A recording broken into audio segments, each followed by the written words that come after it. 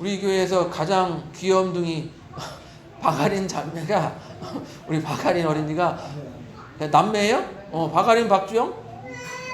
이 남매들이 특송을 준비했다고 합니다. 우리 말씀 듣기 전에 특송으로 한번 같이 하나님께 영광 올려드리도록 하겠습니다. 마이크 필요해? 마이크 없어도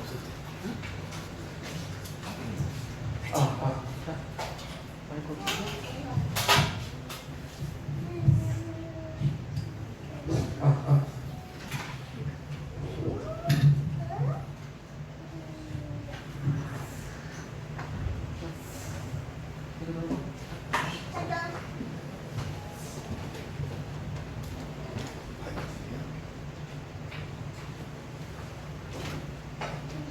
오히려 높여서 오히려 차렷 인사.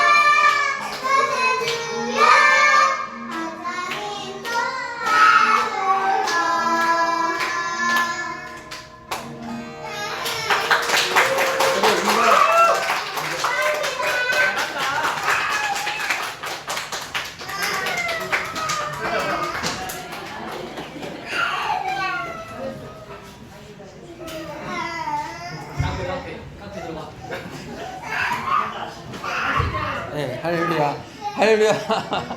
네.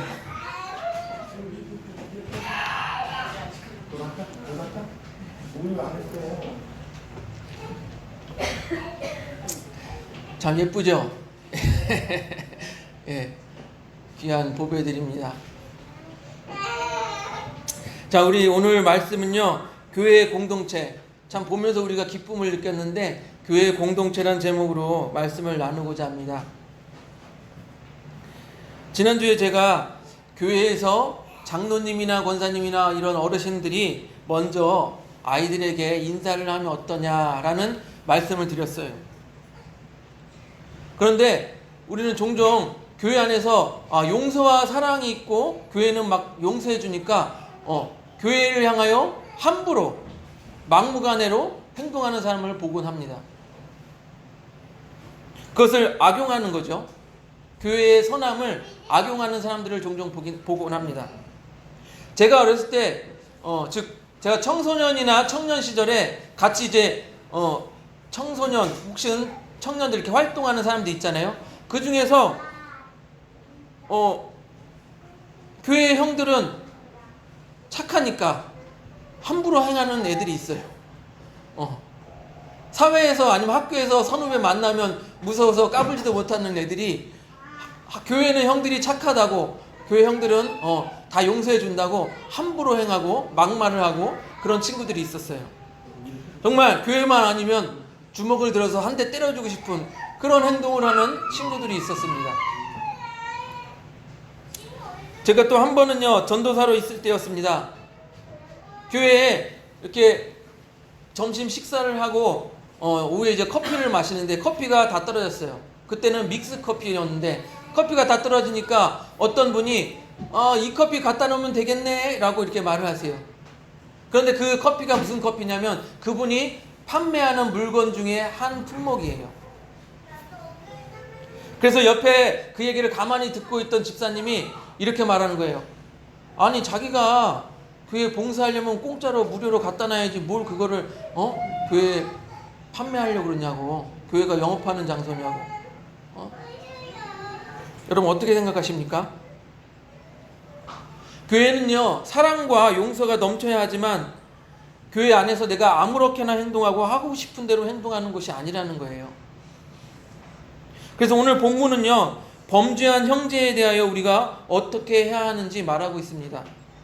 여기서 범죄란 제가 앞에서 말씀드린 사소한 이런 것들 뿐만 아니라 교회 공동체를 흔들고 교회 공동체에 혼란을 일으키고 교회 공동체를 힘들게 만드는 온갖 범죄들을 다 포함하고 있어요.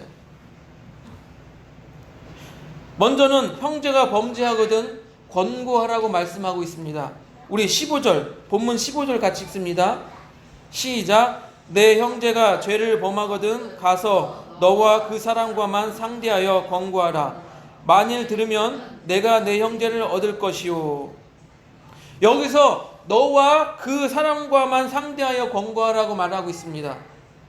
즉 처음에는 1대1로 만나서 이야기하라는 거예요. 왜요? 그 사람의 프라이버시가 있고 그 사람의 어떤 그 자존심을 지켜주라는 것이죠. 그 사람이 죄를 발견했어요. 그런데 교회에서 이 사람 저 사람 권사님 말이야 저 친구 저 집사 말이야 이렇게 막 아우 못 쓰겠어 이렇게 떠들고 다니지 말라라는 거예요. 그 사람을 지켜주며 조용히 1대1로 가서 만나서 잘못한 것을 권고하라고 말하고 있습니다. 이 과정에서도 제가 지난주에 말씀드린 것처럼 그 사람과 신뢰의 관계가 있어야 그 권고가 잘 받아들여지겠죠. 평소에는 말 한마디도 안 하다가 갑자기 그런 말을 하면 그 사람이 잘 받아들이지 않겠죠. 이때 우리는 이렇게 생각할 수도 있습니다. 뭐 귀찮게 권고를 해. 그냥 지가 알아서 하겠지. 자기가 알아서 하는 신앙생활 아니야? 그러면 그렇게 말하면서 모른 척 할 수도 있습니다. 하지만 이것은 그 사람의 범죄함을 통하여서 그 사람이 어떻게 되겠습니까? 지옥에 가는 것을 그냥 내버려 두는 거예요. 방관하는 거예요. 즉, 이 권고라는 것도요, 그 사람에 대한 사랑과 관심이 있어야 할 수 있는 거예요. 그럼 반대로 생각해서 권고를 받는 사람은 내가 권고를 받는 사람이라면 저 사람이 나한테 뭐라고 권고해줘요. 그러면 네가 뭔데 나한테 뭐라 그래? 그러는 게 아니라 그렇게 생각하지 마시고 저 사람이 나에게 그래도 사랑과 관심이 있구나 이렇게 생각하시기 바랍니다. 나에게 사랑과 관심이 있어서 이런 말도 해주지 나에게 아무런 관심이 없으면 그냥 되든 말든 어떻게 되든 저렇게 되든 말든 신경 안 쓸 것 아니에요. 이 권고하다라는 말은요, 원어에서 노출시키다, 빛으로 인도하다 이런 말이 있다고 해요. 빛으로 가져오다 이런 뜻이 있다고 해요. 즉 빛으로 나온다는 건 무엇입니까? 범죄한 형제가 하나님의 말씀의 빛, 하나님의 의의 빛에 나와서 그 자기의 죄를 깨닫고 회개하여 돌이킬 수 있게 한다는 거예요. 범죄한 형제를 빛에 노출시켜 자기 잘못을 깨닫고 회개하여 돌아오기를 바라는 것이 바로 이 권고하는 거예요. 그렇게 앞에 이 본문 앞서서 마태복음 18장 10절에서 14절을 보면은 잃은 양에 대한 비유가 나옵니다. 잃은 양에 대한 비유가 무엇입니까? 물론 불신자들, 안 믿는 사람들이 하나님께로 돌아오기를 원한다라는 그런 의미도 있겠지만 죄로 인해서 잃어버린 형제가 돌아오기를 바라는 것과 맥을 같이 하는 거예요. 하나님이 보시기에 죄로 인해 떠나간 사람이나 처음 불신자 안 믿는 사람이나 잃어버린 양은 똑같은 거예요. 범죄한 형제에게 이제 혼자서 1대1로 말을 했어요. 조용히 권고했어요. 근데 말을 듣지 않아요. 그러면 어떻게 하라고 말하고 있습니까? 우리 18장 16절을 같이 보겠습니다. 같이 읽습니다. 시작. 만일 듣지 않거든 한두 사람을 데리고 가서 두세 증인의 입으로 말마다 확증하게 하라. 예. 1대1로 이제 말을 했어요. 이렇게 하면 안 되죠. 뭐 이렇게 하시기 바랍니다. 이렇게 말을 했어요. 그런데 그 권고의 말을 듣지 않아요. 그러면 한두 사람이 더 같이 가라고 해요. 총 인원은 두세 사람이죠. 두세 사람이 같이 가서 같이 말을 합니다. 권고를 합니다. 우리는요, 흔히 한 번 말하고 듣지 않으면 아유 됐어, 더 이상 말하지 말지 하고 포기하기 쉽습니다. 하지만 그것은 제가 앞에서 뭐라고 말씀드렸죠? 지옥으로 가는 것, 그냥 방치하는 것과도 같다고 말씀을 드렸죠. 여러분, 한 영혼이 돌이켜 회개해서 하나님께로 돌아오기가 쉬운 일입니까? 쉬운 일이 아니에요. 여러분, 전도하기가 쉽지 않다고 말하는 것처럼 한 영혼이 돌이켜 하나님께로 돌아오는 것은 결코 쉬운 일이 아닙니다. 그래서 누가복음 15장 7절은 이렇게 말하고 있습니다. 내가 너희에게 이르노니 이와 같이 죄인 한 사람이 회개하면 하늘에서는 회개할 것 없는 의인 99으로 말미암아 기뻐하는 것보다 더하리라. 즉 죄인 한 사람이 돌이켜서 회개해서 하나님께 돌아오는 것은 지금 의인 99명보다 그 기뻐함이 더 크다라는 거예요. 즉 하나님이 더 기뻐하신다라는 거예요. 그러니까 우리가 이 죄인 한 사람이 돌이키기가 얼마나 어려운 것입니까? 그러나 인내를 가지고 권고해야 하는 거예요.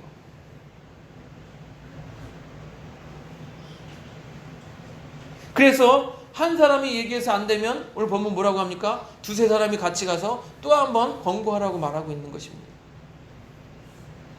그래도 말을 듣지 않으면 어떻게 합니까? 아니, 목사님 한 명이 얘기했어요. 이제 두세 사람은 같이 증인을 데리고 가서 같이 얘기했어요. 그런데도 말을 안 들으면 어떻게 합니까? 그러면 오늘 본문에 이렇게 말하고 있죠. 17절, 마태복음 18장 17절 말합니다. 시작. 만일 그들의 말도 듣지 않거든 교회의 말하고 교회의 말도 듣지 않거든 이방인과 세리와 같이 여기라. 여러분, 두세 사람이 같이 가서 공부했는데 그래도 말을 듣지 않으면 교회의 말을 하라고 돼 있어요. 교회의 말을 해서 교회에서 권고하라고 말하고 있어요. 근데 여러분, 교회에서 권고를 할 때는 신중을 기해야 합니다. 특별히 객관적인 증거를 가지고 교회가 대할 수 있어야 돼요. 말할 수 있어야 돼요. 그냥 개인의 감정이나 여론몰이시기로 해서 이렇게 하면 안 된다고 이렇게 해가지고 그 사람을 매장시켜서는 안 되는 거예요. 교회는 확실한 증거, 객관적인 증거를 가지고 말을 할 수 있어야 되는 거예요. 왜 그럽니까? 교회는 항상 잃어버린 양이 돌아오기를 원하는 아버지의 마음을 가지고 있어야 돼요. 여러분, 돌아온 탕자 이야기 다 아시죠? 탕자가 어떻습니까? 아버지가 돌아가시기도 전에 아버지 저의 재산을 주세요. 그래서 재산을 받아다가 저 멀리 먼 나라에 가서 여자 만나고 술 마시고 흥청망청 뛰어놀다가 돈을 다 잃고 나서 이제 거지가 되어서 아버지 집에는 먹을 것이 있는데 하고 아버지 집으로 돌아옵니다. 그런데 아버지가 뭐라고 합니까? 이놈의 새끼 저리 꺼져. 그러지 않죠. 멀리서부터 바라보면서 저기 내 아들인가 보다 하고 버선발로 달려나가서 끌어안고 목에다 입을 맞추고 얼마나 반겨줍니까? 너는 아버지 저는 종으로 불러주세요. 이제 종으로 살게요. 그랬는데 아니다. 너는 내 아들이다. 그 온전한 자격을 회복시켜주지 않습니까? 이게 하나님 아버지의 마음이에요. 죄로 인하여서 잃었던 양이라도, 죄로 인하여서 잃어버렸던 성도라도, 죄로 인해서 잃어버렸던 한 영혼이라도 하나님께로 다시 돌아오기를 원하는 것이 이것이 아버지의 마음이에요.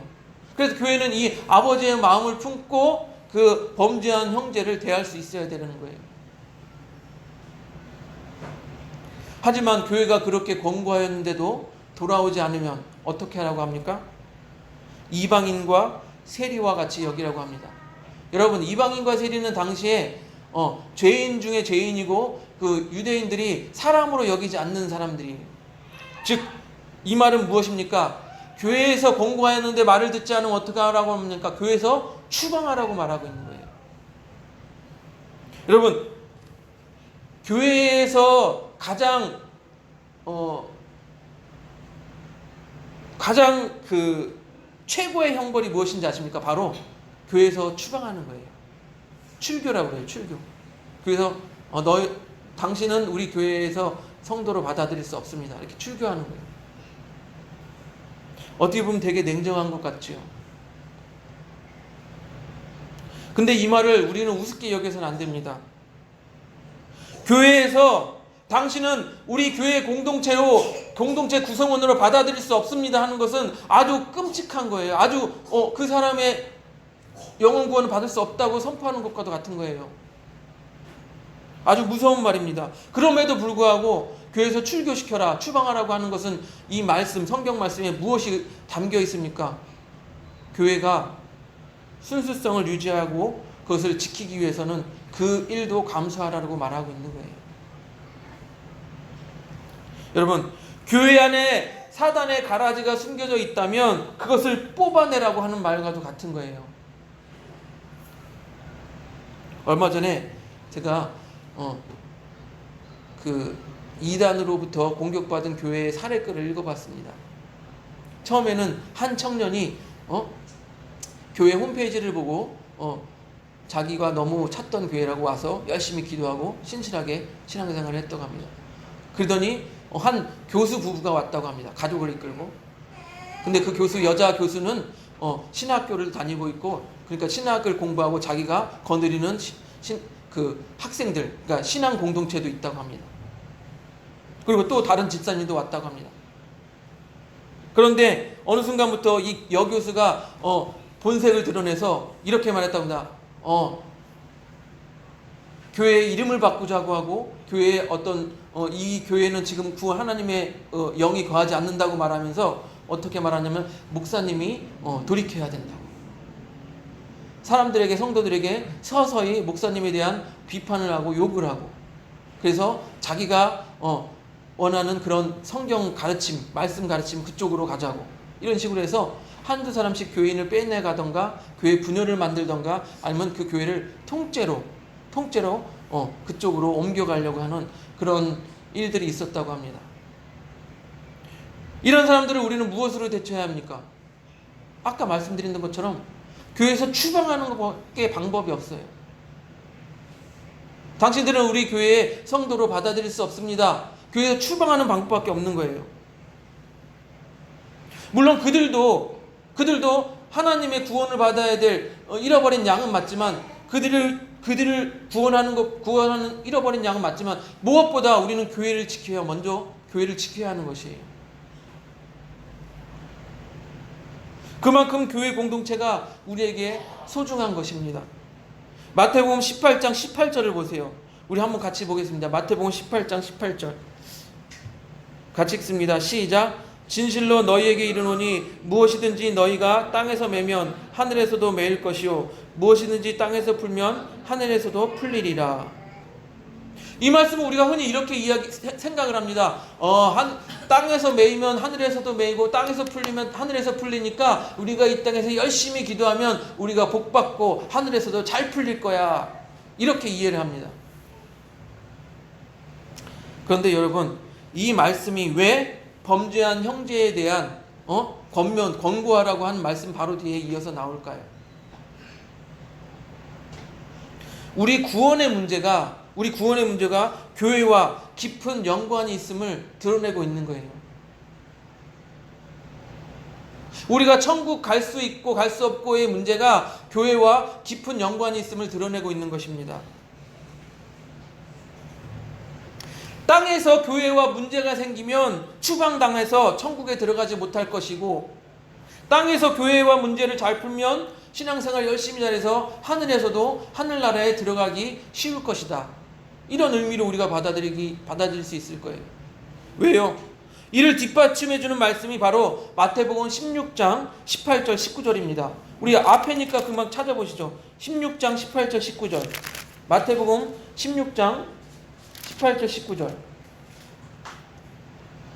우리 같이 읽어봅니다. 마태복음 16장 18절 19절 시작. 또 내가 내게 이르노니 너는 베드로라. 내가 이 반석 위에 내 교회를 세우리니 음부의 권세가 이기지 못하리라. 내가 천국 열쇠를 내게 주리니 내가 땅에서 무엇이든지 매면 하늘에서도 매일 것이요 내가 땅에서 무엇이든지 풀면 하늘에서도 풀리리라 하시고. 이 말씀이 언제 나왔습니까? 너희는 무엇이라 나를 누구라고 하냐 그랬더니 베드로가 정답을 얘기했죠. 주는 그리스도시요 살아계신 하나님의 아들이십니다. 그랬더니 그 믿음의 고백 위에 예수님이 이렇게 말씀하십니다. 그래 네 믿음의 고백 위에 반석 위에 교회를 세우리니 음부의 권세 사단의 권세가 너를 교회를 이기지 못할 것이고, 또 교회의 지도자격인 베드로 너에게 천국의 열쇠를 맡길 것인데 땅에서 무엇이든지 매면 하늘에서도 매일 것이요 내가 땅에서 무엇이든지 풀면 하늘에서도 풀릴 것이다. 이건 무엇입니까? 천국의 열쇠를 베드로에게 맡기는데, 베드로 지도자에게 맡기는데 그 교회에서 문제가 생기면 하늘에서도 문제가 생기고 그 교회에서 문제가 풀면 하늘에서도 풀릴 것이다. 우리가 이렇게 이해할 수 있습니다. 여러분, 이 말씀에서 베드로의 믿음의 고백 위에 교회를 세우시고 그 교회의 열쇠를 맡기고 천국 열쇠를 맡기고 그 문제가 풀리면 하늘에서 풀리고 닫히면 하늘에서 맡길 것이다. 이 말씀은 교회의 우리 구원의 문제가 깊이 연관되어 있음을 설명해 주고 있는 거예요.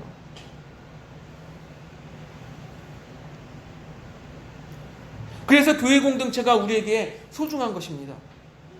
더욱 소중한 것은요, 그 이후 말씀에 또 나와요. 마태복음 18장 19절을 보세요. 우리 본문 마태복음 18장 19절 같이 읽습니다.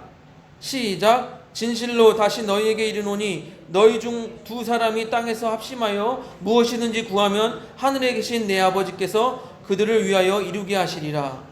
예, 교회 공동체 안에서 두 사람이 모여서 땅에서 합심하여서 기도하면 구하는 대로 무엇이든지 주님께서 뭐래요? 이루어 주신다라고 말하고 있는 거예요. 그래서 교회 공동체가 중요한 거예요. 여기서 합심하여라는 말은요, 원어적 의미로 이런 의미가 있습니다. 동의하다, 합의하다. 또 그리고 그 원어의 그 원뜻으로 이렇게 이어져 내려온 말들이 교향곡, 음의 조화를 뜻하는 심포니라는 말이 그 어원에서 왔다고 합니다. 즉 어울리는 거예요. 같이 화합돼서 어울리는 거예요. 교회 공동체는 서로 화합돼서 어울리는 거예요. 교회 공동체 안에서 마음을 같이 하고 조화롭게 어울리는 것이 얼마나 우리 신앙생활 가운데 소중한 것임을 나타내고 있는 것이에요. 그래서 그렇게 두 사람이 모여서 기도하면 하나님께서 그들을 위하여 무엇이든지 구하는 대로 이루어 주신다라고 말하고 있는 거예요. 그리고 또한 마지막 절 20절을 봅니다. 마태복음 18장 20절 같이 읽습니다. 시작. 두세 사람이 내 이름으로 모인 곳에 나도 그들 중에 있느니라. 예. 교회 공동체 두세 사람이 모이면 그곳에 주님이 함께 계신다라고 말하고 있어요. 그러니까 교회 공동체가 얼마나 우리 신앙생활 가운데 소중한 것인지 여러분 아시기를 바랍니다. 사랑하는 성도 여러분, 오늘 교회 공동체 안에서 형제가 범죄하면 그 범죄를 볼 때 어떻게 하라고 합니까? 우리는 그런 형제의 범죄를 보면 비난하기가 앞서요. 쟤 말이야. 근데 비난하기보다 먼저는 자기 자신을 돌아보시기 바래요. 나는 그렇게 살지 않는가? 나는 신앙생활 그렇게 잘못하지 않는가? 먼저 자신을 돌아보고 그리고 오늘 말씀의 권고대로 그렇게 권고하면 됩니다. 그리고 권고하는데 또한 그 인내를 가지고 사랑의 마음을 가지고 권고하시기를 바랍니다. 그리고 이어서 교회 공동체를 소중하게 생각하시길 바라요. 어떤 사람들은 우습게 생각해서 교회가 여기 아니면 교회가 없냐, 세상에 깔린 게 교회다 이렇게 말하는 사람들도 있어요. 물론 맞아요. 그런데 아까 말씀드릴 때 뭐라고 했습니까? 교회의 공동체와 문제를 풀지 않으면 하늘에서 풀리지 않는다라고 했어요. 다른 교회, 그래, 교회 세상에 교회 많아. 다른 교회 가더라도 문제는 풀고 가시기 바래요.